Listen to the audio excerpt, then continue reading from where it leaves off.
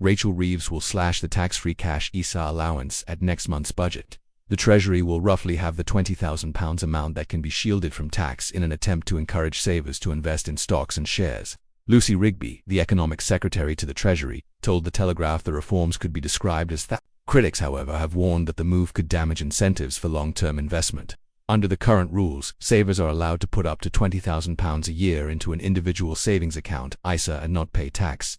Money can be spread between different ISA pots: cash, stocks and shares, lifetime ISAs and innovative finance ISA. But in the budget on November 26, the threshold for the cash ISA will be lowered. Ms. Rigby said, "We are looking at the right balance between cash and shares in the ISA. The bottom line is we want people to be better off, and one way we can do that is to build a shareholding democracy in this country. So that's about empowering more people to invest, allowing more people to participate in wealth accumulation, and ensuring that households have a greater degree of financial resilience and security." It is understood about £10,000, or a little higher, is the leading contender for the new level. The exact threshold is still under discussion, with no final decision made. The drive is in part inspired by Margaret Thatcher, the former Conservative Prime Minister who championed family investments in newly privatised UK companies.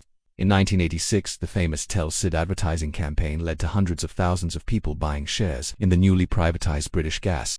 The Treasury argues its ISA change will benefit British savers with higher returns, British companies with an injection of cash, and the UK economy by better financing for the private sector. Someone who invested £1,000 each year since April 1999 in a stocks and shares ISA would have £50,000 more than if they invested the same amount in a cash ISA, according to AJ Bell, an investment company. A report from the Treasury Select Committee, published on Saturday, found that the cash ISA was among the most popular and well-understood savings products in the UK. MPs recommended that rather than raiding cash ISAs, the Chancellor should look at other tax allowances on savings, potentially including the personal savings allowance. Not the right time to cut the cash ISA limit. Dame Meg Hillier, chairman of the committee, said, "This is not the right time to cut the cash ISA limit. Instead, the Treasury should focus on ensuring that people are equipped with the necessary information and confidence to make informed investment decisions. Without this, I fear that the Chancellor's attempts to transform the UK's investment culture simply will not deliver the change she seeks, instead hitting savers and mortgage borrowers." Earlier this year, more than 50 building societies wrote to Ms. Reeves to warn the changes would not suddenly change savers' appetite to take on risk, and could have the knock-on effect of making loans to households and businesses more expensive and harder to come by. However, critics have warned that savers will balk at the extra risk of investments in shares.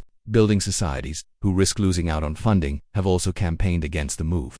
Asked about the criticism, Ms. Rigby said, "I think investing in the information around investing is the preserve of too few people, and traditionally a wealthy few. That is why we want to build up this culture of retail investment and a shareholding democracy." She added, "When Thatcher left office, 1 in 5 UK adults owned shares. Fewer than 1 in 10 do now.